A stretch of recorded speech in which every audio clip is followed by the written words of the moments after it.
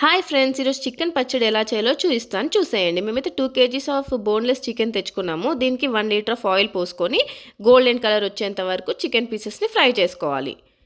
And ఇక్కడ మనము మసాలాస్కి prepare చేసుకున్నాము. పావు కిలో అల్లం వెల్లుల్లి పేస్ట్ అండ్ ఇంకా గరం మసాలా, ఇంట్లో ఉన్న స్పైసెస్ తోటి మనం పౌడర్ చేసుకోవాలి. అప్పుడే ఫ్రెష్గా పచ్చడి పెట్టే ముందు చేసుకుంటే పచ్చడి అనేది కూడా 1 ఇయర్ వరకు నిల్వ ఉంటుంది. అండ్ ఇక్కడ 4 స్పూన్స్ ఆఫ్ కారం, 1.5 స్పూన్ ఉప్పు, పసుపు, అల్లం వెల్లుల్లి పేస్ట్, ధనియాల పౌడర్, ఇందాక గ్రైండ్ చేసుకున్న మసాలా, గరం మసాలా వేసేసుకొని మనం చికెన్ని ఫ్రై చేసుకున్న ఆయిల్ని ఇందులో యాడ్ చేసి మిక్స్ చేసి కలిపేసుకోవాలి.